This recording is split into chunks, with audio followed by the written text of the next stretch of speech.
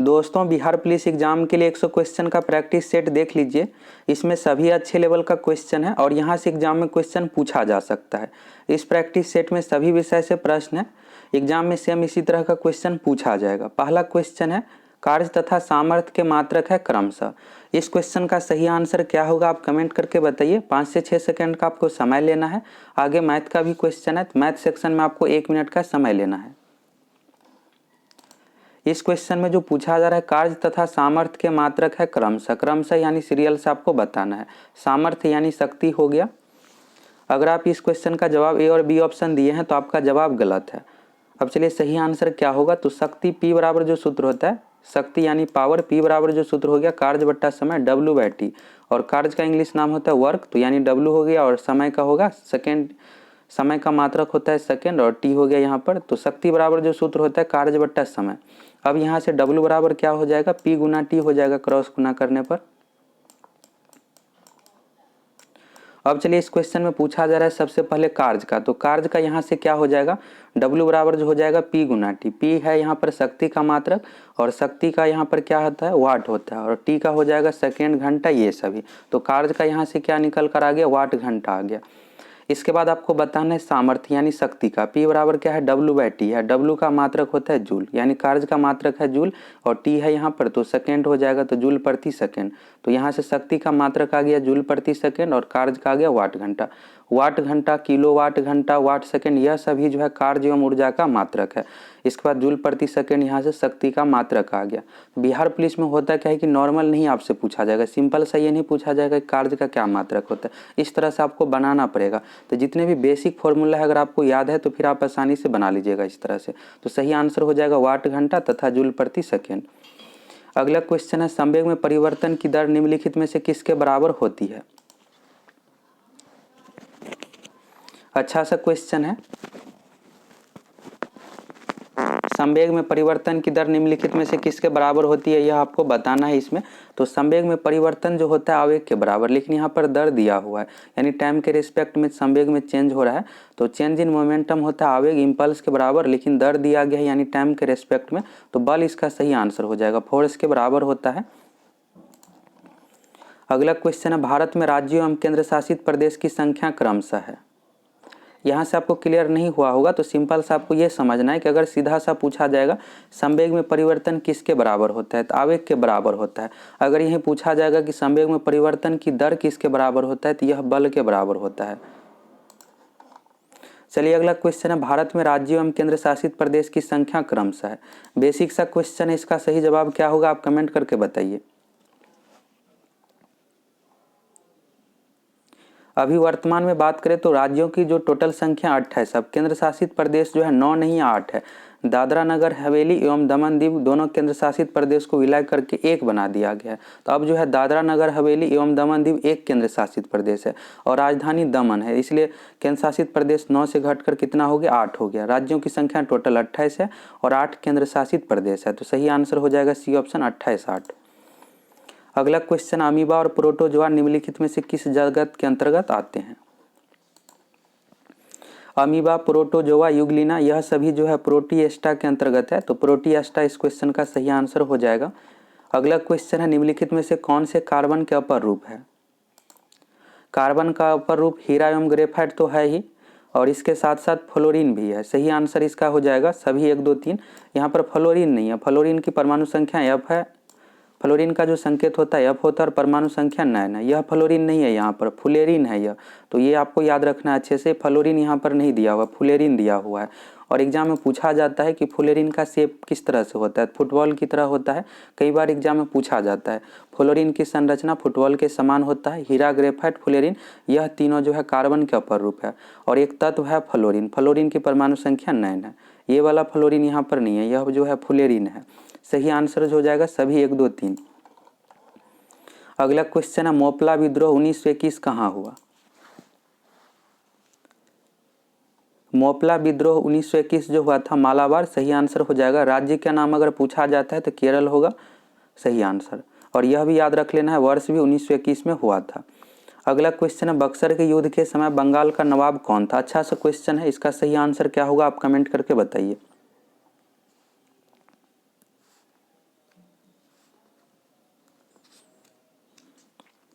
इस क्वेश्चन का सही आंसर मीर कासिम नहीं होगा।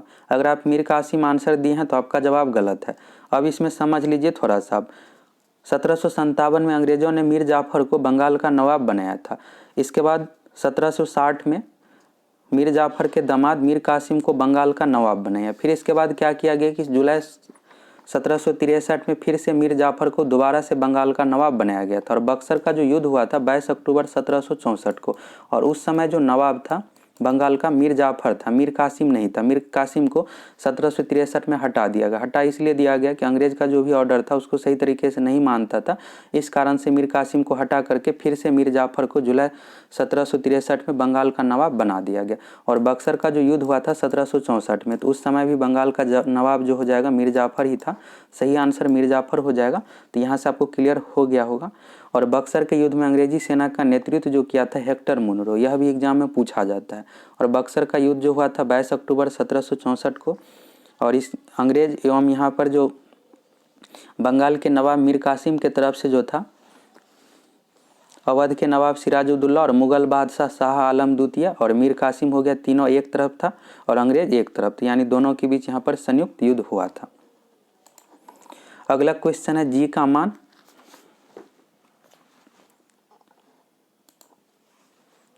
फर्स्ट ऑप्शन में दिया हुआ है विषुवत रेखा पर अधिक और ध्रुवों पर कम होता है, गलत दिया हुआ है। विषुवत रेखा पर क्या होता है कि जी का मान, गुरुत्वीय त्वरण का मान कम होता है और ध्रुवों पर अधिक होता है। एग्जाम में पूछा जाता है कि किसी वस्तु का भार अधिक कहाँ पर होगा, ध्रुवों पर होगा। भार W बराबर जो सूत्र होता है M गुना G होता है। M हो गया यहाँ पर द्रव्यमान, द्रव्यमान सभी जगह समान ही रहता है, लेकिन जी का मान चेंज होते रहता है जगह के अकॉर्डिंग। और ध्रुवों पर जो है जी का मान अधिक होता है, तो यहाँ पर कम दे दिया गया है, गलत दे दिया गया है। और कम जो होगा विषुवत रेखा पर। इसके बाद है पृथ्वी की केंद्र की ओर जाने पर कम होता है, पृथ्वी के केंद्र की ओर जाने पर बिल्कुल कम होता है, यह सही दिया हुआ। इसके बाद है पृथ्वी की सतह से ऊपर जाने पर बढ़ता है, तो यह गलत है। पृथ्वी की सतह से अगर आप ऊपर जाते हैं तो जी का मान क्या होगा कि कम होगा, यहाँ पर बढ़ेगा नहीं। इसके बाद है नियत रहता है, तो नियत बिल्कुल भी नहीं रहता, जगह के अकॉर्डिंग चेंज होता है। लेकिन कैपिटल जी गुरुत्वाकर्षण नियतांक का मान सभी जगह समान होता है। तो सही आंसर हो जाएगा पृथ्वी के केंद्र की ओर जाने पर कम होता है और पृथ्वी के केंद्र पर शून्य होता है, यह भी याद रखिएगा। अगला क्वेश्चन है पहला लोकपाल विधेयक भारत की संसद में पेश किया गया था। पहला लोकपाल विधेयक भारत की संसद में जो पेश किया गया था 1968 में, और वर्तमान समय में भारत का जो लोकपाल है पिनाकी चंद्र घोष, PC घोष है। अगला क्वेश्चन है विधानसभा की सदस्यता की न्यूनतम उम्र सीमा क्या है। यहाँ से जितने भी पॉइंट बताएंगे सभी आपको याद रखना है, और यहाँ से क्वेश्चन उम्र से रिलेटेड पूछा जाता है। सबसे पहले यहाँ पर ऑप्शन में 18 वर्ष, तो मतदान यानी वोट देने के लिए जो न्यूनतम उम्र का कंडीशन 18 वर्ष। अगर 18 वर्ष कंप्लीट हो गया है तो आप वोट दे सकते हैं, मतदान कर सकते हैं। इसके बाद आते हैं पंचायत चुनाव में, यानी पंचायत की सदस्यता के लिए, यानी वार्ड सदस्य हो गया, मुखिया का चुनाव अगर आप लड़ना चाहते हैं तो इसके लिए जो न्यूनतम उम्र का कंडीशन 21 वर्ष है। पंचायत का सदस्य बनने के लिए, ग्राम पंचायत का सदस्य बनने के लिए न्यूनतम उम्र का कंडीशन है 21 वर्ष। इसके बाद आते हैं 25 वर्ष। इस क्वेश्चन में पूछा जा रहा है विधानसभा की सदस्यता, यानी MLA के लिए विधानसभा की सदस्यता। अभी बिहार विधानसभा का जो चुनाव हुआ था यह विधानसभा का ही चुनाव था, MLA का चुनाव था कुछ दिन पहले। तो MLA बनने के लिए जो न्यूनतम उम्र का कंडीशन है 25 वर्ष का कंडीशन है। और विधान परिषद, राज्यों में जो होता है विधानसभा होता है, सभी राज्यों में है, और कुछ राज्यों में विधान परिषद भी है, जैसे बिहार में भी विधान परिषद है। विधान परिषद के सदस्य बनने के लिए न्यूनतम उम्र का जो कंडीशन है 30 वर्ष है। तो यहाँ तक क्लियर हो गया। इस क्वेश्चन का सही आंसर हो जाएगा 25 वर्ष। अब आपको केंद्र का भी याद रखना है। केंद्र मीन्स यहाँ पर हो गया लोकसभा और राज्यसभा। तो लोकसभा का सदस्य बनने के लिए न्यूनतम उम्र का कंडीशन 25 वर्ष है, और राज्यसभा का सदस्य बनने के लिए न्यूनतम उम्र का कंडीशन 30 वर्ष है। राष्ट्रपति, उपराष्ट्रपति एवं राज्यपाल बनने के लिए न्यूनतम उम्र का कंडीशन 35 वर्ष है। तो 18 से लेकर आपको 35 तक पूरा यहाँ से क्लियर हो गया होगा। मतदान यानी वोट देने के लिए 18 वर्ष का कंडीशन है, पंचायत चुनाव के लिए 21 वर्ष का कंडीशन है, विधानसभा के लिए 25 वर्ष का कंडीशन है, विधान परिषद के लिए 30 वर्ष है। अब आ जाना है केंद्र में, तो केंद्र में यानी लोकसभा, राज्यसभा। तो लोकसभा के लिए 25 वर्ष है, राज्यसभा के लिए 30 वर्ष है, राष्ट्रपति, उपराष्ट्रपति एवं राज्यपाल बनने के लिए न्यूनतम उम्र का कंडीशन 35 वर्ष है। अगला क्वेश्चन है बिहू किस राज्य का लोक नृत्य है। बिहू जो है असम राज्य का लोक नृत्य है। फर्स्ट ऑप्शन इसका सही हो जाएगा असम। अगला क्वेश्चन है भारत के प्रथम उपराष्ट्रपति कौन थे। इस तरह का बेसिक क्वेश्चन भी एग्जाम में पूछा जाता है। भारत के प्रथम राष्ट्रपति डॉक्टर राजेंद्र प्रसाद थे और इस क्वेश्चन में उपराष्ट्रपति पूछा गया है तो भारत के प्रथम उपराष्ट्रपति डॉक्टर सर्वपल्ली राधाकृष्णन थे और दूसरे नंबर पर राष्ट्रपति भी बने थे। डॉक्टर राजेंद्र प्रसाद जी के बाद दूसरे नंबर पर जो राष्ट्रपति बने थे डॉक्टर सर्वपल्ली राधाकृष्णन, यह भी याद रखना है। और 5 सितंबर को प्रत्येक वर्ष शिक्षक दिवस मनाया जाता है। डॉक्टर सर्वपल्ली राधाकृष्णन जी के जन्म दिवस पर प्रत्येक वर्ष 5 सितंबर को राष्ट्रीय शिक्षक दिवस मनाया जाता है और 5 अक्टूबर को विश्व शिक्षक दिवस मनाया जाता है। तो पूछ लिया जाता है कि विश्व शिक्षक दिवस कब मनाया जाता है, तो 5 अक्टूबर को पूरे विश्व भर में, और अपने देश में 5 सितंबर को शिक्षक दिवस मनाया जाता है।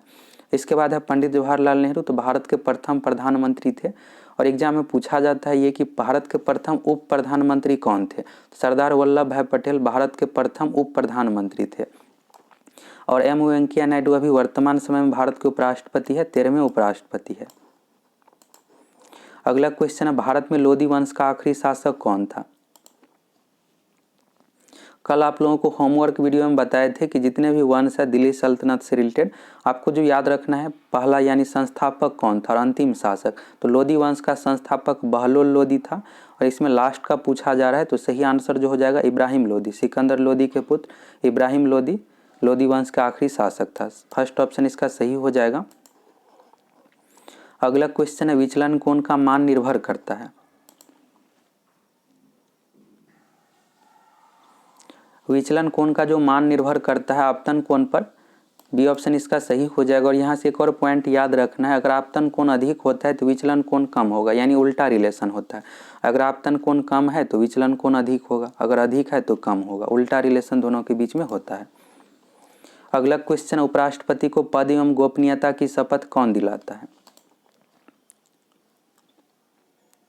उपराष्ट्रपति को पद एवं गोपनीयता की शपथ राष्ट्रपति दिलाता है। फर्स्ट ऑप्शन इसका सही हो जाएगा। प्रधानमंत्री, सर्वोच्च न्यायालय के मुख्य न्यायाधीश की भी पद एवं गोपनीयता की शपथ राष्ट्रपति दिलाता है। प्रधानमंत्री एवं मुख्य न्यायाधीश का नियुक्ति की जाती है राष्ट्रपति द्वारा, लेकिन राष्ट्रपति एवं उपराष्ट्रपति का चुनाव होता है। अगला क्वेश्चन है निम्न में से संकटपन जातियां नहीं है। इस क्वेश्चन का जो सही आंसर हो जाएगा फर्स्ट ऑप्शन डोडो पक्षी। डोडो पक्षी पृथ्वी पर से विलुप्त हो गया है। डोडो पक्षी, डायनासोर, यह सभी जो है विलुप्त के कैटेगरी में, संकटपन जातियां नहीं है। संकट उसी का होगा जो पृथ्वी पर मौजूद है, तो ग्रेट इंडियन बस्टर्ड, बाघ, कस्तूरी मृग, इन तीनों पर संकट की स्थिति बना हुआ है, लेकिन डोडो पक्षी पृथ्वी पर है ही नहीं, विलुप्त हो गया। और डायनासोर भी पृथ्वी पर से विलुप्त हो गया है, विलुप्त के कैटेगरी में है। अगला क्वेश्चन है संयुक्त राष्ट्र दिवस कब मनाया जाता है। संयुक्त राष्ट्र संघ की स्थापना 24 अक्टूबर 1945 को हुआ था, तो इसलिए प्रत्येक वर्ष संयुक्त राष्ट्र दिवस 24 अक्टूबर को मनाया जाता है। अगला क्वेश्चन है तारापुर परमाणु रिएक्टर भारत के किस राज्य में है। तारापुर परमाणु रिएक्टर भारत के महाराष्ट्र राज्य में है। फर्स्ट ऑप्शन इसका सही हो जाएगा महाराष्ट्र। आप इस प्रैक्टिस सेट को पूरा बनाइए, हो सकता है कभी आपको कुछ क्वेश्चन आसान दिखे, और एग्जाम में भी इसी तरह से रहता है कि शुरू में आपको लगेगा कि क्वेश्चन आसान है, पूरा बनाने के बाद पता चलता है तो पूरा बने। अगला क्वेश्चन है भारत में कम्युनिस्ट पार्टी का गठन किस वर्ष हुआ था। भारत में कम्युनिस्ट पार्टी का जो गठन हुआ था 1925 में। फर्स्ट ऑप्शन इसका सही हो जाएगा। 26 दिसंबर 1925 को कानपुर में, और संस्थापक एम.एन. राव थे। अगला क्वेश्चन है सूरजकुंड झील निम्नलिखित राज्यों में से किस राज्य में स्थित है। सूरजकुंड झील हरियाणा राज्य के फरीदाबाद जिला में है, ये ऑप्शन इसका सही हो जाएगा। और यहाँ पर सूरजकुंड झील जो है, यहाँ पर प्रसिद्ध हस्तशिल्प का मेला लगता है, इस कारण से एग्जाम में यह क्वेश्चन पूछा जाता है। अगला क्वेश्चन है गोल गुंबज भारत के किस राज्य में स्थित है। गोल गुंबज जो है बीजापुर में, और बीजापुर कर्नाटक राज्य में है, सही आंसर हो जाएगा कर्नाटक। एक यहाँ से और पॉइंट याद रखना, गोलकुंडा किला कई बार पूछा जाता है, गोलकुंडा किला कहाँ है, तो हैदराबाद में है। अगला क्वेश्चन है भारतीय संविधान का कौन सा अनुच्छेद जीवन की रक्षा और व्यक्तिगत स्वतंत्रता की गारंटी देता है। जीवन की रक्षा और व्यक्तिगत स्वतंत्रता यानी प्राण एवं दैहिक स्वतंत्रता, तो यह जो अनुच्छेद 21 में है, बी ऑप्शन इसका सही हो जाएगा। अनुच्छेद 21 है, यानी अनुच्छेद 21 के कॉम में जो है शिक्षा का अधिकार है, बाद में संशोधन करके ऐड किया गया है। 86वां संविधान संशोधन 2002 द्वारा 6 से 14 वर्ष के बच्चों के लिए निःशुल्क शिक्षा का इसमें प्रावधान किया गया है। यह भी पूछा जाता है। शिक्षा का अधिकार किसमें है? तो अनुच्छेद 21 के क में है। और कब संशोधन हुआ था? तो 2002 में 86वां संविधान संशोधन 2002 द्वारा ऐड किया गया है। अगला क्वेश्चन है, लद्दाख श्रेणी के बीच स्थित है। लद्दाख श्रेणी जो है काराकोरम श्रृंखला और जौस्कर पर्वत के बीच स्थित है। बी ऑप्शन इसका सही हो जाएगा। अगला क्वेश्चन है, नमक का रासायनिक नाम है। नमक का जो रासायनिक नाम है सोडियम क्लोराइड। डी ऑप्शन इसका सही हो जाएगा। और रासायनिक सूत्र इस तरह से होता है NaCl। अगला क्वेश्चन है, भारतीय संविधान के प्रारूप समिति का अध्यक्ष कौन थे? प्रारूप समिति इसका इंग्लिश नाम जो है ड्राफ्ट कमेटी है। कई बार प्रारूप के जगह पर ड्राफ्ट भी दिया हुआ रहता है और दूसरा नाम मसौदा भी है। तो ऐसे भी पूछ लिया जाता है क्वेश्चन, भारतीय संविधान के मसौदा समिति का अध्यक्ष कौन थे? इस क्वेश्चन का जो सही आंसर हो जाएगा डॉक्टर भीमराव अंबेडकर। तो इस तरह का भाषा एग्जाम में दे दिया जाता है और आपको पता भी रहेगा फिर भी नहीं बना पाइएगा। तो इसलिए इससे रिलेटेड जो भी है, जैसे प्रारूप हो गया, मसौदा हो गया और इंग्लिश नाम हो गया ड्राफ्ट, तो ये भी आपको याद रखना है। अगला क्वेश्चन है, 11 डिग्री चैनल निम्नलिखित में से किस द्वीपों समूह को विभाजित करता है? पहला ऑप्शन में दिया हुआ मिनिकॉय और लक्षद्वीप। लक्षद्वीप एवं मिनिकॉय के बीच जो है 9 डिग्री चैनल है। इसके बाद है अंडमान निकोबार। तो अंडमान निकोबार के बीच 10 डिग्री चैनल है। मालदीव मिनिकॉय 8 डिग्री है। और इस क्वेश्चन में 11 डिग्री पूछा गया है, तो हो जाएगा अमीनी द्वीप और कन्नूर। तो डी ऑप्शन इसका सही हो जाएगा। यहाँ से जो आपको याद रखना है इस तरह से, मालदीव और मिनिकॉय दोनों में यहाँ पर देखिएगा दोनों जगह मौ है, यहाँ भी मौ है और यहाँ भी मौ है। और इसके बीच जो है 8 डिग्री चैनल है, 8 यहाँ पर सम है। तो ये याद रखना है आपको कि सम है, यानी दोनों जगह समान होना चाहिए, मालदीव मिनिकॉय होना चाहिए। और 9 डिग्री जो है मिनिकॉय और लक्षद्वीप के बीच है, 9 है विषम संख्या, दोनों अलग अलग हो गया। और 10 डिग्री है अंडमान निकोबार के बीच, 11 डिग्री है अमीनी द्वीप और कन्नूर के बीच। अगला क्वेश्चन है, लोकसभा में अविश्वास प्रस्ताव पारित होने पर किसे इस्तीफा देना पड़ता है? अविश्वास प्रस्ताव जो लाया जाता है विपक्ष द्वारा, और जो बहुमत यहाँ पर सत्तारूढ़ दल रहते हैं उसके द्वारा विश्वास प्रस्ताव लाया जाता है कि हमारे पास बहुमत है। अगर यहाँ पर विश्वास प्रस्ताव नहीं होता है, अविश्वास प्रस्ताव अगर पारित हो जाता है, तो उस कंडीशन में जो भी यहाँ पर सत्ता में दल है उसको इस्तीफा देना पड़ता है। तो मंत्रिपरिषद हो जाएगा। मंत्रिपरिषद में यहाँ पर प्रधानमंत्री और जितने भी मंत्री हैं सभी को यहाँ पर पूरे तरीके से इस्तीफा देना पड़ेगा। तो मंत्रिपरिषद इसका सही आंसर होगा। राष्ट्रपति, लोकसभा अध्यक्ष, विपक्ष का नेता, तो इन सभी को इस्तीफा नहीं देना पड़ता। यह जो लाया जाता है विपक्ष द्वारा ही, और जो भी सत्ता में उसको इस्तीफा देना पड़ता है। अगला क्वेश्चन है, भारत में पहला मुगल सम्राट कौन था? मुगल वंश का संस्थापक बाबर था। और मुगल वंश जो भारत में है 1526 ईस्वी में बाबर ने मुगल वंश का यहाँ पर नींव रखा है। तो सही आंसर हो जाएगा बाबर। और बाबर का सीरियल नंबर यहाँ से आपको याद रखना है। बाबर के पुत्र का नाम है हुमायूं, हुमायूं के पुत्र का नाम है अकबर, अकबर के पुत्र का नाम है जहांगीर, जहांगीर के पुत्र का नाम है शाहजहां, और शाहजहां के पुत्र का नाम है औरंगजेब। तो बाबर के पुत्र है हुमायूं, हुमायूं के पुत्र है अकबर।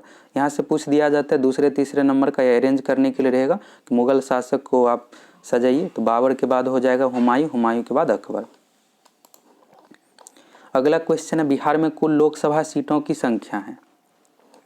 बिहार में लोकसभा सीटों की जो टोटल संख्या है 40 है। फर्स्ट ऑप्शन इसका सही हो जाएगा। और राज्यसभा के सदस्यों की टोटल संख्या बिहार से 16 है। विधान परिषद में टोटल 45 सदस्य है, 45 नहीं 75 है। बिहार में विधान परिषद में सीटों की टोटल संख्या 75 है और विधानसभा में 243 है। तो चारों पॉइंट याद रखिएगा, यहाँ से क्वेश्चन पूछा जाता है। लोकसभा सीटों की संख्या 40 है, राज्यसभा में 16 सदस्य है बिहार से सीटों की संख्या है, विधान परिषद में 75 है और विधानसभा में 243 है। अगला क्वेश्चन, एड्स रोग का जनक है एक। एड्स जो है विषाणु जनित बीमारी है। बी ऑप्शन इसका सही हो जाएगा, विषाणु। अगला क्वेश्चन है, विद्युत बल्ब का फिलामेंट बना होता है। विद्युत बल्ब का जो फिलामेंट बना होता है टंगस्टन का, सही आंसर हो जाएगा टंगस्टन। और विद्युत हीटर का जो कुंडली बना होता है नाइक्रोम का। और विद्युत बल्ब में आर्गन गैस भरी जाती है। अगला क्वेश्चन है, मगध की आरंभिक राजधानी कौन सी थी? मगध की इसमें आरंभिक आपको राजधानी बताना है। मगध की आरंभिक राजधानी जो थी गिरिवर्ज, इसका सही आंसर हो जाएगा। गिरिवर्ज के जगह पर राजगीर भी ऑप्शन में दिया हुआ रहता है, दोनों सही है। प्राचीन नाम है गिरिवर्ज। अगला क्वेश्चन है, निम्न में से कौन सा आयोग संवैधानिक निकाय नहीं है? संवैधानिक निकाय यानी जिसका संविधान में जिक्र है, तो तो इसमें से जो नहीं है सही आंसर हो जाएगा कर्मचारी चयन आयोग। एसएससी जो है संवैधानिक निकाय नहीं है, एसएससी का संविधान में जिक्र नहीं है। फर्स्ट ऑप्शन में वित्त आयोग, तो वित्त आयोग का अनुच्छेद 280 में वर्णन है। इसके बाद हो जाएगा संघ लोक सेवा आयोग, तो यूपीएससी का भी संविधान में जिक्र है अनुच्छेद 315 से लेकर 323 तक, और चुनाव आयोग का जो वर्णन है अनुच्छेद 324 में। लेकिन एसएससी का जिक्र नहीं है, तो संवैधानिक निकाय नहीं है, यानी गैर संवैधानिक निकाय है। इसके अलावा हो गया योजना आयोग, नीति आयोग, संवैधानिक निकाय नहीं है। अगला क्वेश्चन है निम्न में से कौन सी रबी फसल नहीं है। इसमें से जो रबी फसल नहीं है चावल नहीं है। चावल जो है खरीफ फसल का उदाहरण है। राई यहाँ पर दिया हुआ है, तो सरसों का नाम है। सरसों जो है गेहूं के समय में ही यहाँ पर बोई जाती है, तो सही आंसर हो जाएगा चावल। अगला क्वेश्चन है भारत का सबसे सूखा भाग है। भारत का जो सबसे सूखा भाग है राजस्थान, इसका सही आंसर हो जाएगा पश्चिमी राजस्थान, और यहीं पर थार मरुस्थल है। अगला क्वेश्चन है दक्षिण अफ्रीका की मुद्रा कौन सी है। दक्षिण अफ्रीका की जो मुद्रा है रेंड है, करेंसी पूछा गया है, तो रेंड करेंसी है। अगला क्वेश्चन है भारत में कुल उच्च न्यायालय की संख्या है। भारत में कुल उच्च न्यायालय की संख्या भी वर्तमान समय में जो है 25 है। सही आंसर हो जाएगा 25, और 25वां उच्च न्यायालय आंध्र प्रदेश उच्च न्यायालय बना है। अगला क्वेश्चन अरावली पहाड़ियाँ भारत के किस राज्य में स्थित है। अरावली पहाड़ियाँ भारत के राजस्थान राज्य में स्थित है। सही आंसर हो जाएगा राजस्थान। अगला क्वेश्चन है भारत में दल बदल संबंधी मामलों पर अंतिम निर्णय लेने का अधिकार है। दल बदल संबंधित मामलों पर अंतिम निर्णय लेने का अधिकार निर्वाचन आयोग को नहीं है। यह जो निर्णय अधिकार है सदन के अध्यक्ष को, और सदन के अध्यक्ष द्वारा ही अयोग्य घोषित किया जाता है, और यह निर्णय जो है सदन के अध्यक्ष, अगर लोकसभा की बात करें तो लोकसभा अध्यक्ष, बिहार की बात करें तो बिहार में जैसे विधानसभा है तो विधानसभा के अध्यक्ष के पास यह निर्णय है लेने का। अगला क्वेश्चन है राजकोषीय नीति का संबंध है। राजकोषीय नीति का जो संबंध है सरकारी राजस्व और व्यय से। सरकारी राजस्व यानी आमदनी होगी, और व्यय यानी खर्च से। फर्स्ट ऑप्शन इसका सही हो जाएगा। और मुद्रा आपूर्ति प्रबंधन से जो संबंधित है मौद्रिक नीति। अगला क्वेश्चन आत्मनिर्भरता किस योजना का मुख्य उद्देश्य था। आत्मनिर्भरता जो उद्देश्य था 1900 यहाँ पर तीसरी पंचवर्षीय योजना का। पहली पंचवर्षीय योजना 1951 से 56, दूसरी है 56 से 61, और तीसरी है 61 से 66। तो 1961 से 66 के बीच जो चली थी तीसरी पंचवर्षीय योजना, और इसका जो मुख्य उद्देश्य था यहाँ पर आत्मनिर्भर, तो सही आंसर हो जाएगा तीसरी योजना। और अभी जो चलाया जा रहा है भारत सरकार द्वारा आत्मनिर्भर भारत, आत्मनिर्भरता यहाँ पर तीसरी योजना का मुख्य उद्देश्य था। अगला क्वेश्चन है मैडम भीखाजी कामा ने भारत के त्रिरंगी स्वतंत्रता ध्वज को कहाँ फहराया था।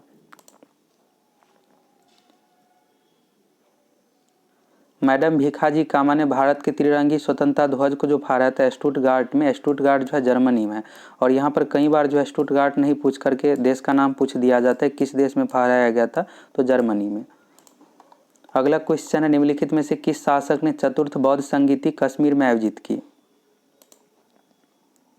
पहला बौद्ध संगीति जो हुआ था राजगिरी में, दूसरा वैशाली में, तीसरा पाटलिपुत्र में, और चौथा जो हुआ था कुंडलवन कश्मीर में, और यह जो हुआ था कनिष्क के शासनकाल में। बी ऑप्शन इसका सही हो जाएगा।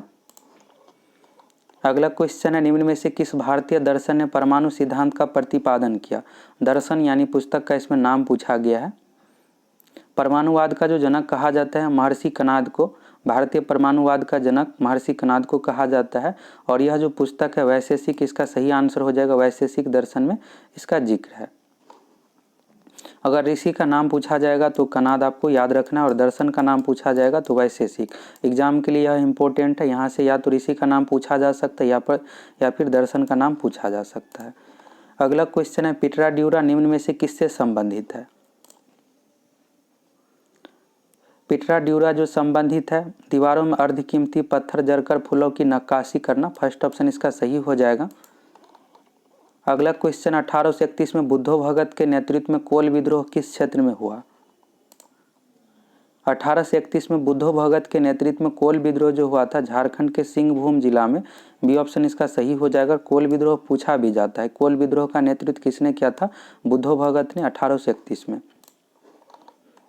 अगला क्वेश्चन है भारत का 13वां प्रधान बंदरगाह किस राज्य में स्थापित किया जाने वाला है। इस क्वेश्चन का जो सही आंसर हो जाएगा महाराष्ट्र में स्थापित किया जाएगा। अगला क्वेश्चन है कोलेस्ट्रॉल संश्लेषित होता है। कोलेस्ट्रॉल जो संश्लेषित होता है यकृत द्वारा, सी ऑप्शन इसका सही हो जाएगा। लीवर द्वारा, इंग्लिश नाम यकृत का हुआ लीवर, और इसको जिगर भी कहा जाता है। अगला क्वेश्चन है निम्नलिखित में से कौन सा एक पार्थिव पारितंत्र है। इसमें से जो पार्थिव पारितंत्र है, इस क्वेश्चन का जो सही आंसर हो जाएगा अर्ध शुष्क क्षेत्र। अगला क्वेश्चन है पृथ्वी 4 मिनट में कितने अंश घूम जाती है। अच्छा सा क्वेश्चन है। इस क्वेश्चन का सही आंसर क्या होगा आप कमेंट करके बताइए। 1 डिग्री देशांतर घूमने में जो समय लगता है 4 मिनट का, और यहाँ पर उल्टा दे दिया गया है। 4 मिनट में पूछा गया कि कितने डिग्री घूम जाती है, तो सही आंसर हो जाएगा 1 डिग्री। 1 डिग्री देशांतर घूमने में 4 मिनट का समय लगता है, तो 4 मिनट में 1 डिग्री यहाँ पर घूमेगा। सही आंसर 1 डिग्री होगा इसका। अगला क्वेश्चन है 5 ओम, 10 ओम, 15 ओम के 3 प्रतिरोधों को समांतर में जोड़ने पर कुल प्रतिरोध होगा। यहाँ पर समांतर यानी पैरेलल में जोड़ा जा रहा है, तो पैरेलल के लिए जो सूत्र होता है 1/r बराबर R इक्विवेलेंट बराबर 1/r1 plus 1/r2 plus 1/r3। जितना भी दिया हुआ रहेगा सभी को इस तरह से आपको जोड़ते चले जाना है, और यहाँ पर तुल्य प्रतिरोध आपको बताना है। तो यानी 1/r का मान ये जो यहाँ पर है r, इस r का मान आपको निकालना है। तो 1/r बराबर जो यहाँ पर होगा इस तरह से 1/5, 1/5 हो गया, प्लस 1/10 हो गया यहाँ पर, प्लस 1/15, और सबका यहाँ पर आप एलसीएम ले लीजिए। 5, 10, 15 का जो एलसीएम होगा 30 होगा। फिर यहाँ पर 6 आ गया, प्लस यहाँ पर 3 होगा, और प्लस यहाँ पर 2 होगा। तो 6 प्लस 3 9 हो गया, प्लस 2 तो 11/30 हो गया। अब आंसर क्या होगा, तो यहाँ पर आपको r का मान निकालना है, और 1/r यहाँ से जो आ गया 11/30 आ गया। तो r बराबर जो होगा इसको उलट कर लिखना पड़ेगा। यहाँ पर 1/r है और 11/30 है, तो r का मान जो हो जाएगा 30/11 हो जाएगा।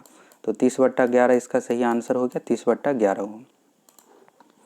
सी ऑप्शन इसका सही हो जाएगा। अगर सीरीज में पूछा जाता है यहाँ पर श्रेणी में, तो सीधा सा जोड़ देते सभी को, 5, 10, 15 को जोड़ देते, लेकिन एग्जाम में समांतर का ही पूछा जाता है। अगला क्वेश्चन है कौन सा दर्पण हमेशा काल्पनिक प्रतिबिंब बनाता है। काल्पनिक प्रतिबिंब जो बनता है समतल दर्पण में और साथ ही उत्तल दर्पण में भी। सही आंसर हो जाएगा उत्तल दर्पण एवं समतल दोनों। अगला क्वेश्चन इनमें से कौन क्षार नहीं है, यानी बेस नहीं है, कौन नहीं है आपको बताना है। तो KOH कैल्शियम, यहाँ पर KOH पोटेशियम हाइड्रोक्साइड जो है क्षार है। इसके बाद है CaOH का ट्वाइस कैल्शियम हाइड्रोक्साइड भी क्षार है। K2SO4 पोटेशियम सल्फेट जो है क्षार नहीं है। इसके बाद है ZNO जिंक ऑक्साइड भी क्षार का उदाहरण है। तो सही आंसर जो हो जाएगा K2SO4। अगला क्वेश्चन है इनमें से कौन सबसे ज़्यादा सक्रिय हैलोजन है। हैलोजन जो है फ्लोरीन, क्लोरीन, ब्रोमीन, आयोडीन, इसमें से आपको बताना है कि सबसे सक्रिय कौन है, एक्टिव कौन है। तो फ्लोरीन है। एग्जाम में यहाँ से क्वेश्चन पूछा जाता है, फ्लोरीन इसका सही आंसर हो जाएगा। अगला क्वेश्चन इनमें से कौन सा यंत्र प्रकाश विद्युत प्रभाव पर कार्य करता है।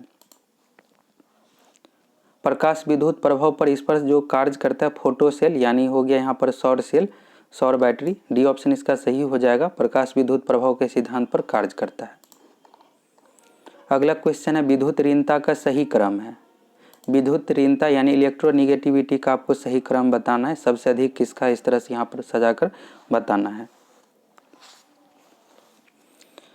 इलेक्ट्रोनिगेटिविटी सबसे अधिक जो है फ्लोरीन का है, तो फ्लोरीन यहाँ पर दिया हुआ है, तो फ्लोरीन का डी ऑप्शन हो जाएगा। यहाँ पर छोटा दिखाया गया है, फ्लोरीन से अधिक है यहाँ पर आयोडीन, आयोडीन से अधिक है ब्रोमीन, ऐसा नहीं होता है। सबसे अधिक जो होता है फ्लोरीन का, उससे कम यहाँ पर क्लोरीन होगा, इससे कम ब्रोमीन का। सही आंसर डी ऑप्शन हो जाएगा। अगला क्वेश्चन MnO2 क्या है, मैग्नीज ऑक्साइड क्या है बताना है। मैग्निक ऑक्साइड जो है ऑक्सीकारक एवं अपचायक दोनों है, तो सही आंसर हो जाएगा अपचायक तथा ऑक्सीकारक दोनों है। अगला क्वेश्चन N3H में नाइट्रोजन की ऑक्सीकरण संख्या है। केमिस्ट्री में इसी तरह का क्वेश्चन एग्जाम में पूछा जाता है, और ये क्वेश्चन ऑक्सीडेशन नंबर से भी 2020 में पूछा गया था, और इस टॉपिक से एग्जाम में क्वेश्चन पूछा जाएगा। बनाना कैसे है सीख लीजिए। यहाँ पर N3H दिया हुआ है, और इसमें आपको नाइट्रोजन का बताना है ऑक्सीडेशन नंबर। जिसका भी पूछा जाएगा उसको आपको x मान लेना है। तो यहाँ पर नाइट्रोजन यानी n का आपको ऑक्सीडेशन नंबर निकालना है, तो उसको x मान लीजिए। अब यहाँ पर n कितना दिया हुआ है, 3 दिया हुआ है। N3H यानी 3 है, तो 3 में x से गुना कर दीजिए। 3 गुना x हो गया। इसके बाद प्लस का यहाँ पर साइन देना है और हाइड्रोजन का जो है 1 होता है, +1 हो गया और बराबर में 0 लिखना है। बराबर में 0 हो गया। अब x का मान निकाल दीजिए, यही नाइट्रोजन का ऑक्सीडेशन नंबर हो जाएगा क्योंकि नाइट्रोजन का यहाँ पर x माने हैं। तो यहाँ पर क्या हो जाएगा 3x बराबर -1 हो जाएगा। +1 यहाँ पर है, बराबर को साइड ले जाइएगा तो -1 हो गया। 3x बराबर -1 तो x बराबर क्या हो जाएगा यहाँ से -1/3 हो जाएगा। सही आंसर जो हो जाएगा इस क्वेश्चन का बी ऑप्शन -1/3, इसका हो गया ऑक्सीडेशन नंबर नाइट्रोजन का। अगला क्वेश्चन निम्न में से तत्व छांटिए। इसमें तत्व कौन सा है बताना है आपको।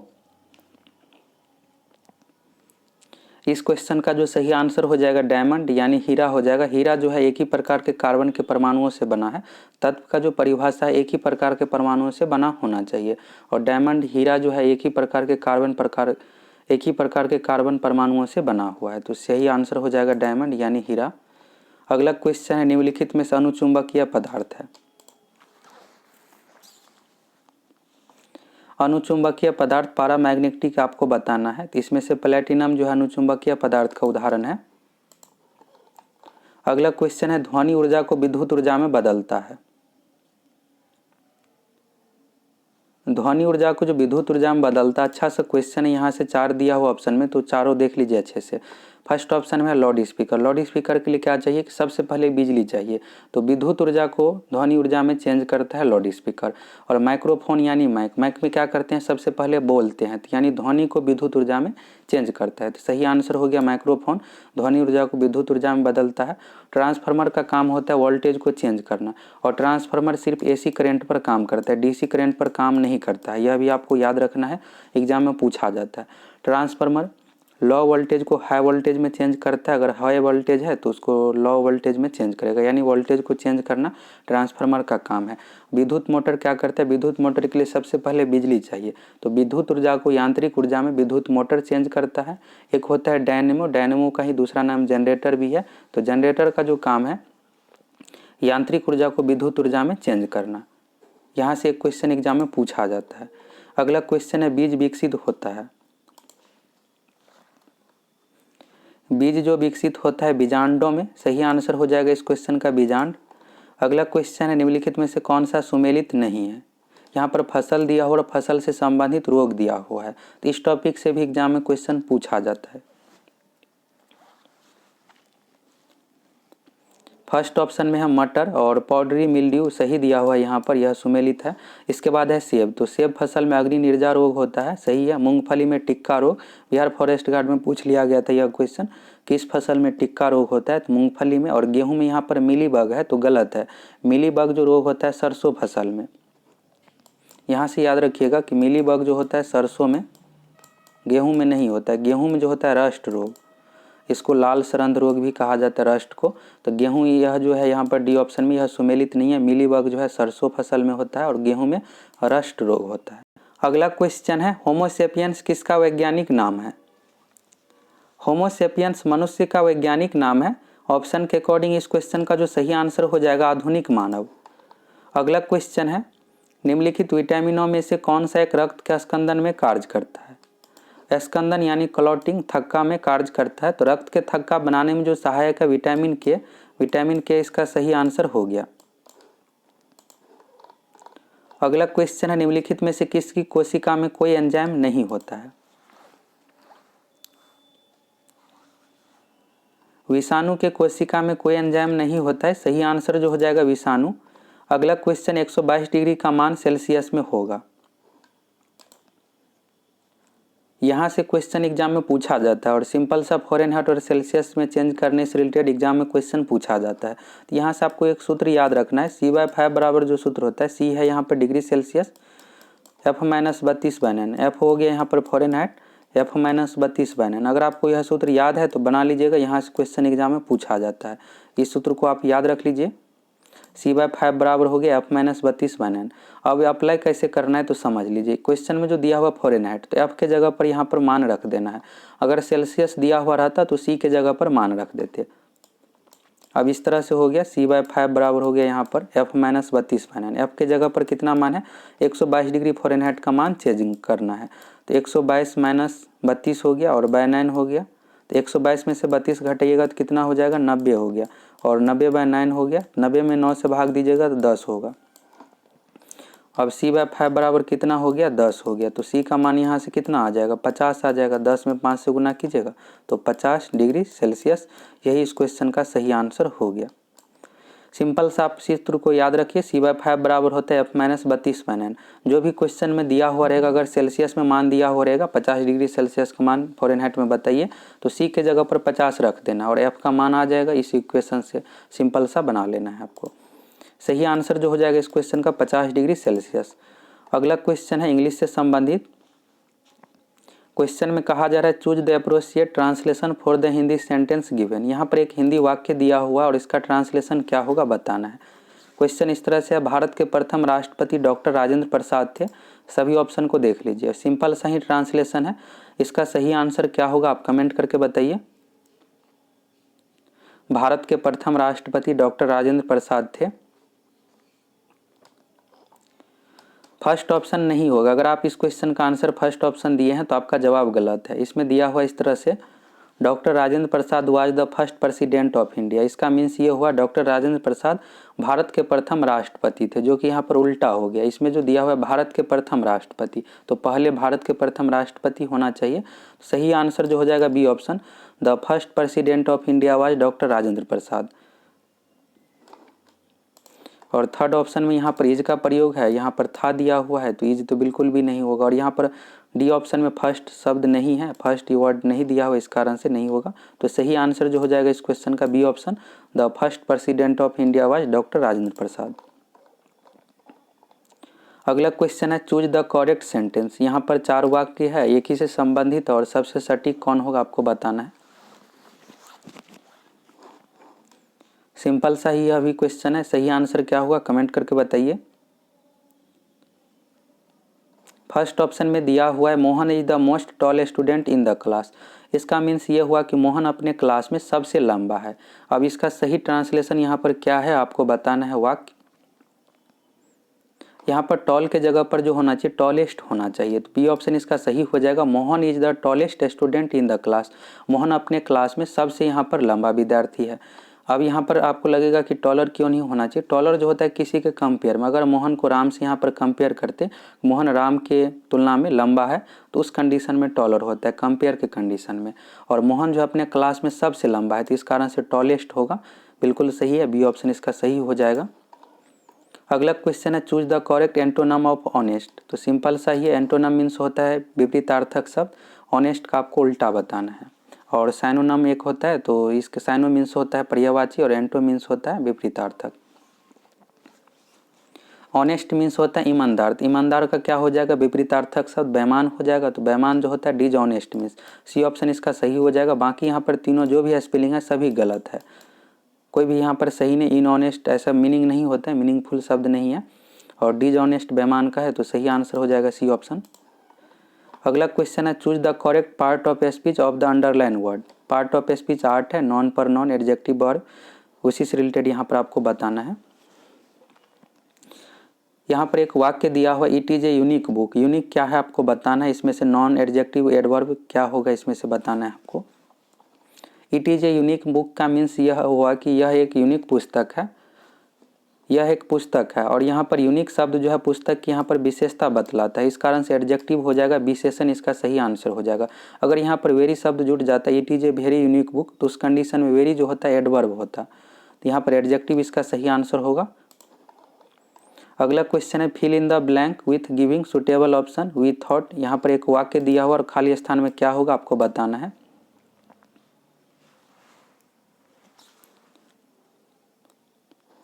यहाँ पर इस तरह से दिया हो वी थॉट दैट सी और द जॉब, इसमें क्या होगा तो वुड गेट होगा। सही आंसर जो हो जाएगा we thought that she would get the job.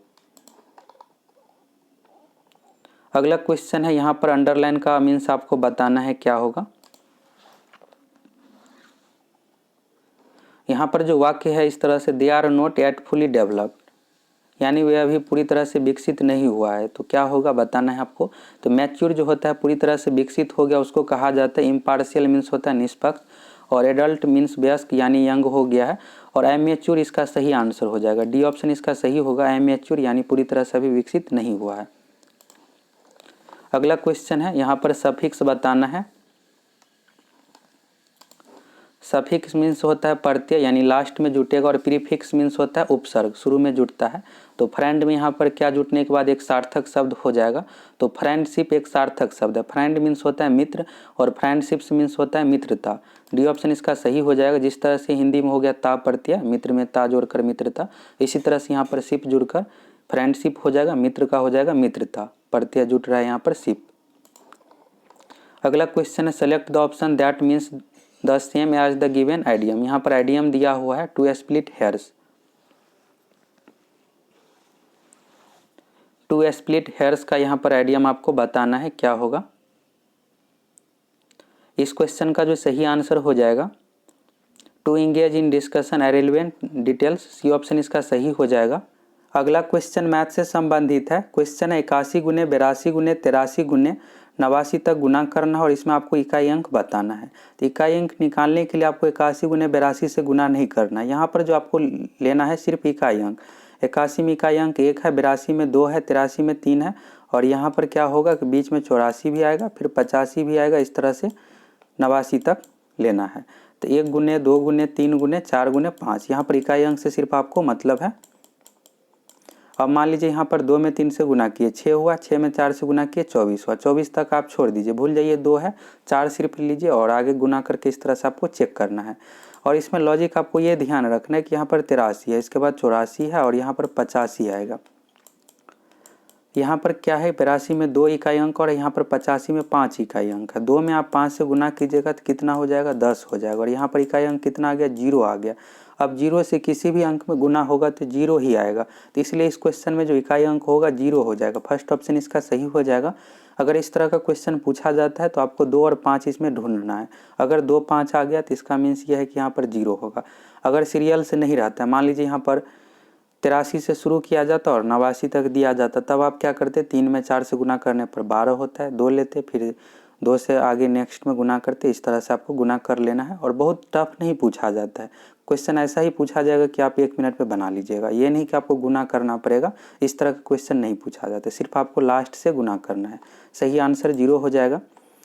अगला क्वेश्चन है, यदि एक कुएं को 10 श्रमिक 4 दिनों में खोद लेते हैं तो उसी कुएं के आधे दिन में खोदने के लिए कितने श्रमिकों की आवश्यकता होगी। टाइम एंड वर्क से संबंधित यह क्वेश्चन है। 1 मिनट का समय लेकर आप सभी मैथ क्वेश्चन को बनाइए, और कितना क्वेश्चन मैथ में आप बना पाते हैं सही कमेंट कीजिएगा। क्वेश्चन है यहाँ पर, यदि एक कुएं को 10 श्रमिक 4 दिनों में खोद लेता है तो कुएं के आधे दिन में, यानी आधे दिन में खोदने के लिए कितने श्रमिक की आवश्यकता है। तो सिंपल से यहाँ पर आप ये निकाल लीजिए कि 1 दिन में कितना श्रमिक की आवश्यकता है। 10 श्रमिक मिलकर 4 दिन में खोदता है, तो अगर 1 दिन में खोदना है तो यहाँ पर सिंपल सा ये समझना है आपको कि अधिक श्रमिक की जरूरत पड़ेगा, तभी अधिक मजदूर रहेगा, तभी 1 दिन में कुआं को खोद पाएगा। अगर 10 आदमी यहाँ पर काम पर लगाया गया है तो 4 दिन लगता है, तो इसका मीन्स ये है कि 40 आदमी अगर लगाएगा काम पर तो 1 ही दिन में कंप्लीट हो जाएगा। तो अगर 1 दिन में काम को कंप्लीट करना है तो इसके लिए कितना श्रमिक चाहिए, 40 चाहिए। अब फिर इसको आधा दिन में कंप्लीट करने के लिए यहाँ पर अधिक चाहिए, यहाँ पर 40 का भी आधा आपको नहीं करना है, अधिक चाहिए, यहाँ पर 2 से गुना करना पड़ेगा। तो 40 में 2 से गुना कर दीजिए 80। अगर यहाँ पर 80 मजदूर रहेगा तो आधा दिन में ही काम कंप्लीट हो जाएगा। सही आंसर हो जाएगा डी ऑप्शन 80। अगला क्वेश्चन है, यदि एक नगर की जनसंख्या में 4% वार्षिक दर से वृद्धि होती है और शरणार्थियों के कारण 1% वार्षिक दर से अतिरिक्त वृद्धि होती है तो 2 वर्ष पश्चात जनसंख्या में वृद्धि होगी। यहाँ पर 4% वार्षिक की दर से वृद्धि हो रहा है, और 1% जो है शरणार्थियों के कारण से, यानी बाहरी यहाँ पर आ रहा है शरणार्थी, इस कारण से भी जनसंख्या में अतिरिक्त वृद्धि हो रहा है। तो 2 वर्ष पश्चात पूछा गया है, तो जनसंख्या में टोटल वृद्धि कितना हो रहा है, तो 4 + 1 हो गया, यहाँ पर 5 हो गया, टोटल 5% का यहाँ पर वृद्धि हो रहा है जनसंख्या में, और 2 वर्ष का निकालना है। तो अगर इस तरह का क्वेश्चन एग्जाम में पूछा जाता है तो इस सूत्र का आपको प्रयोग करना है, x + y गुना x गुने y, यहाँ पर प्लस होगा, x + y प्लस यहाँ पर हो जाएगा प्लस x गुना y बाय x। और यहाँ पर क्या किया गया है कि दोनों वर्ष में 5% का ही वृद्धि है तो x के जगह पर भी आपको 5 ही लेना और y के जगह पर भी 5 ही लेना। अगर यहाँ पर दिया हुआ रहता है कि पहले वर्ष में 10% वृद्धि है, दूसरे वर्ष में 15% है, तो x के जगह पर 10 लेते, y के जगह पर 15 लेते, इस तरह से बनाना है। तो यहाँ पर 5% ही दोनों वर्ष में वृद्धि हो रहा है, तो 5 + 5 यहाँ पर लिखना है, +5 × 5 बट्टा में हो गया यहाँ पर 100। अब 5 में 5 से गुना कीजिएगा 25 होता है, 25 में 1 से भाग दीजिएगा 0.25 आ जाएगा, और 5 में 5 जोड़िएगा 10 होता है, और 10 में 0.25 जोड़ने पर कितना आ जाएगा, तो 10.25 हो गया। बी ऑप्शन इसका सही हो जाएगा। सही आंसर जो है 10.25%। अगला क्वेश्चन है, यदि एक वृत्त और वर्ग का क्षेत्रफल बराबर है तो वर्ग की भुजा और वृत्त की त्रिज्या का अनुपात क्या होगा। क्षेत्रमिति से संबंधित यह क्वेश्चन है, बनाइए इसका सही आंसर क्या होगा। क्वेश्चन में कहा गया है वृत्त का क्षेत्रफल, वृत्त का क्षेत्रफल होता है πr², और वर्ग का क्षेत्रफल, वर्ग की भुजा अगर a है तो क्षेत्रफल हो जाएगा भुजा स्क्वायर यानी a का स्क्वायर, और आपको यहाँ पर निकालना है वर्ग की भुजा और वृत्त की त्रिज्या का अनुपात, यानी वर्ग की भुजा ऊपर होना चाहिए और वृत्त की त्रिज्या नीचे, इस तरह से आपको रेशियो निकालना है। तो चलिए पहले ले लेते हैं वर्ग का क्षेत्रफल, क्योंकि वर्ग की भुजा यहाँ पर शुरू में लिखा गया है, ये चीज़ आपको ध्यान रखना, अगर नहीं ध्यान दीजिएगा तो फिर बनाइएगा और गलत हो जाएगा। तो वर्ग की क्षेत्रफल, सबसे पहले वर्ग का क्षेत्रफल ले लेते हैं। तो अगर वर्ग की भुजा a है तो वर्ग का क्षेत्रफल कितना हो जाएगा, a² हो जाएगा, भुजा स्क्वायर होता है, और वृत्त का क्षेत्रफल है πr², और यहाँ पर त्रिज्या हो गया πr²। अब आपको निकालना है a/r का रेशियो, यहाँ से आपको निकालना है, यानी a/r का मान आपको बताना है। अब यहाँ से क्या करना पड़ेगा, a² बराबर, और यहाँ पर r² नीचे में ले लीजिए, a²/r² बराबर यहाँ पर क्या बचेगा, π बचेगा, और π का मान कितना होता है, तो 22/7, 22/7 बराबर में हो गया।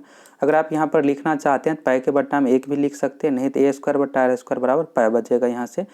फिर अगर आप क्रॉस गुना कीजिएगा तो यहाँ पर πr² ही मान आ जाएगा। अब आपको चाहिए a/r का मान चाहिए, तो a/r बराबर जो हो जाएगा, यहाँ पर रूट आपको निकालना पड़ेगा, रूट अंडर में हो गया 22/7। अब आप अलग अलग कर दीजिए, √22/√7 हो गया इसका सही आंसर। a/r है यानी a अनुपात r का मान जो यहाँ से हो जाएगा √22 बट्टा में √7, अलग अलग कर लीजिए क्योंकि ऑप्शन में अलग अलग ही दिया हुआ, रेशियो में आपको निकालना है, बट्टा मीन्स रेशियो ही यहाँ पर हो गया, तो सही आंसर हो जाएगा √22 अनुपात √7। अगला क्वेश्चन, एक द्विघात समीकरण के मूलों का योग -5 और गुणनफल 4 है, तब समीकरण होगा। द्विघात समीकरण से रिलेटेड एग्जाम में क्वेश्चन पूछा जाता है। अब इसको बनाना कैसे समझ लीजिए। द्विघात समीकरण में 2 मूल है, द्विघात है इसलिए इसमें 2 मूल होगा, एक मूल को अल्फा माना जाता है तो दूसरा मूल को बीटा माना जाता है। मूलों का योगफल दिया हुआ मीन्स अल्फा प्लस बीटा का मान हो गया यहाँ पर -5 हो गया, -5 यहाँ पर दिया हुआ है, और गुणनफल यानी अल्फा बीटा, मूलों का गुणनफल अल्फा बीटा बराबर हो गया यहाँ पर 4। और समीकरण अगर आपको निकालना है तो समीकरण के लिए जो सूत्र होता है, इस सूत्र का आपको प्रयोग करना है, x² minus alpha plus beta x जोड़ alpha beta. Bihar police exam में यहाँ से क्वेश्चन पूछा जाता है, तो इस सूत्र को आप याद रखिएगा, x² minus alpha plus beta x जोड़ अल्फा बीटा। अब अल्फा प्लस बीटा है मूलों का योगफल, -5 यहाँ पर रख देना, और अल्फा बीटा है मूलों का गुणनफल। मूलों का गुणनफल जो है 4 है, तो अब चलिए इसको सॉल्व करते हैं। इस तरह से x² हो गया, इस फॉर्मेट में लिख देते हैं, माइनस हो गया अल्फा प्लस बीटा का मान, यहाँ पर मूलों का योगफल -5 है तो -5 हो गया इंटू x, अब प्लस अल्फा बीटा का मान यहाँ से 4 है गुणनफल, तो 4 हो गया। अब इसको सॉल्व कर दीजिए, यहाँ पर माइनस है और ये -5 है, माइनस में -5 से गुना होगा तो +5 हो जाएगा, तो यहाँ पर क्या हो जाएगा x² प्लस 5x प्लस 4। अब यहाँ पर आप गौर कीजिएगा कि समीकरण लिखा हुआ है, तो इस कारण से यहाँ पर बराबर 0 हो जाएगा, तो x² प्लस 5x प्लस 4 इस क्वेश्चन का सही आंसर हो गया। बस इस सूत्र को आप याद रखिएगा, x² minus alpha plus beta x जोड़ अल्फा बीटा, यानी हुआ x² माइनस मूलों का योगफल गुना x प्लस मूलों का गुणनफल। सही आंसर जो हो जाएगा इस क्वेश्चन का x² प्लस 5x प्लस 4। अगला क्वेश्चन मैट्रिक्स से रिलेटेड है। एक मैट्रिक्स में a बराबर a' हो तो मैट्रिक्स होगा। यह जो उदाहरण है सिमेट्रिक मैट्रिक्स का, हिंदी नाम हुआ इसका सममितिक मैट्रिक्स। डी ऑप्शन इसका सही हो जाएगा, सिमेट्रिक मैट्रिक्स। अगला क्वेश्चन, एक छात्र ने जितने प्रश्न सही किए उससे दुगुना उसने गलत किए, यदि उसने कुल 48 प्रश्न किए हो तो बताओ सही प्रश्न कितने किए। चलिए अच्छा सा क्वेश्चन है, इसमें आपको बताना है सही प्रश्न कितने किए। तो नहीं पता है तो मान लेते हैं कि सही प्रश्न x किया है। अब क्वेश्चन में कहा गया है कि एक छात्र ने जितने प्रश्न सही किए उससे दोगुना प्रश्न गलत किए। यहाँ पर x प्रश्न सही किया हुआ और दोगुना प्रश्न गलत, यानी x का दोगुना हो गया यहाँ पर 2x, और उसने कुल 48 प्रश्न सही किया। तो सही है x, और उसने कुल 48 प्रश्न किया है, यानी एग्जाम में टोटल 48 क्वेश्चन बनाया है। तो x हो गया सही प्रश्न और गलत कितना हो गया, तो 2x बराबर में रख देना है 48। तो 3x का मान हो गया यहाँ से 48, तो x बराबर जो आ जाएगा 16, और सही प्रश्न माने हैं यहाँ पर x, तो 16 हो गया यहाँ पर सही प्रश्न की संख्या, और गलत प्रश्न हो जाएगा 32, और इस तरह से मिलकर 48 हो गया। तो प्रूव हो रहा है। अगला क्वेश्चन है, दो पूर्ण संख्याओं का गुणनफल 37 है तो उन संख्याओं के अंतर का वर्गमूल है। इस क्वेश्चन को आप 1-2 मिनट समय लेकर जरूर बनाइए, अच्छा सा क्वेश्चन। अगर एग्जाम में इस तरह का क्वेश्चन पूछ दिया जाएगा तो कैसे बनाना है, आप 2 से 3 मिनट टाइम लेकर जरूर इस क्वेश्चन को खुद से ट्राई कीजिए, फिर आगे का डिस्कशन देखिएगा। क्वेश्चन बहुत टफ नहीं है, थोड़ा सा सोचना है इस क्वेश्चन में। इस क्वेश्चन में कहा जा रहा है दो पूर्ण संख्याओं का गुणनफल 37 है तो उन संख्याओं के अंतर का वर्गमूल है। यहाँ पर आपको गौर ये करना है कि यहाँ पर गुणनफल जो है 37 दिया हुआ है। 37 जो है अभाज्य संख्या है।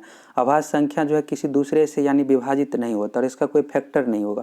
फैक्टर जो होगा तो 1 होगा या फिर 37।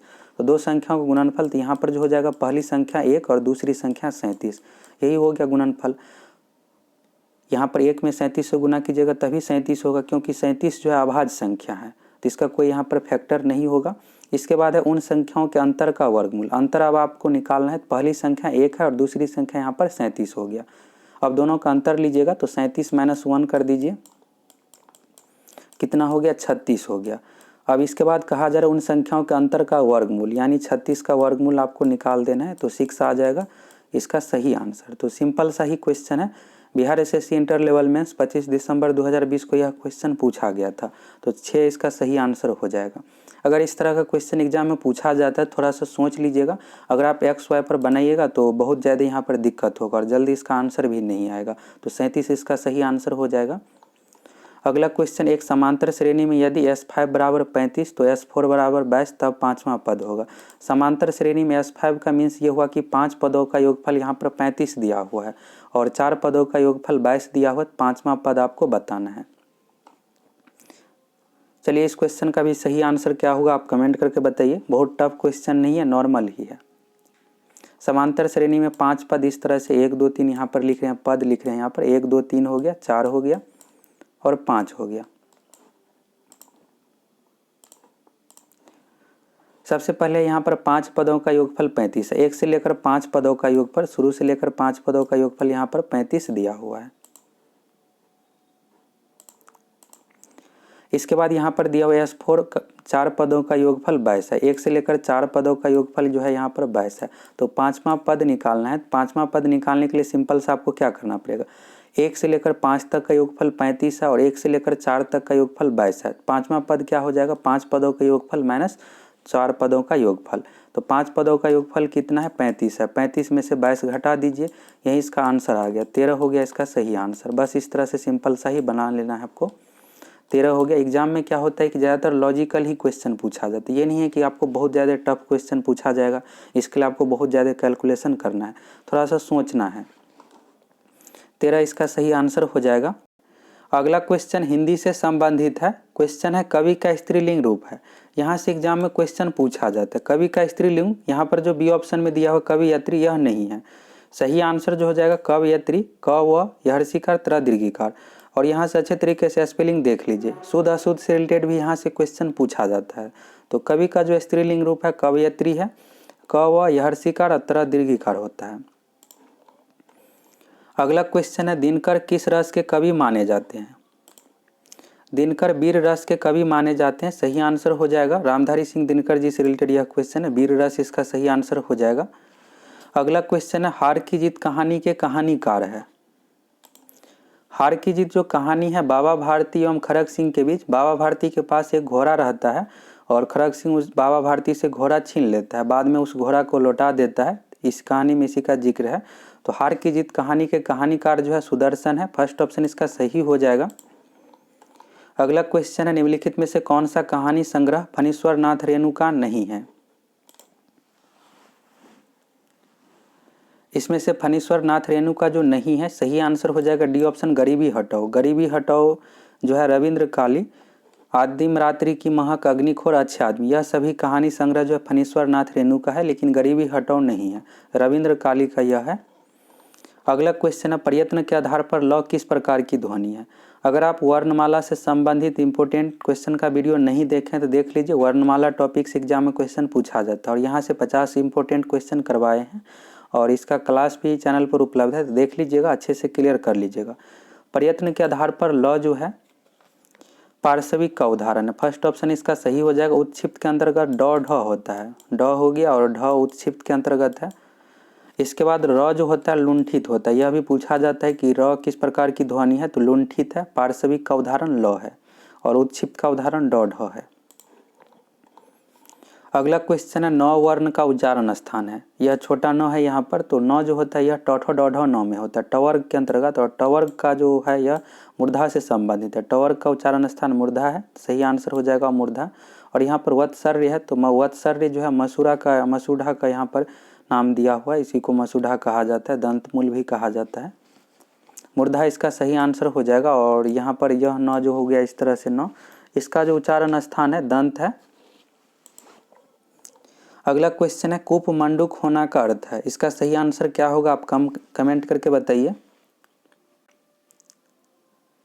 कूप मंडूक होना का अर्थ इसमें पूछा गया है, तो कूप मीन्स जो होता है कुआं होता है और मंडूक मीन्स होता है मेढक, तो कुएं का मेढक, तो अब आपको पता चल ही जाएगा ऑप्शन के अकॉर्डिंग, अत्यंत सीमित ज्ञान होना, सी ऑप्शन इसका सही हो जाएगा। अगला क्वेश्चन है, नीचे दिए गए शब्द का सही विलोम चुनिए। अर्वाचीन का आपको विलोम बताना है।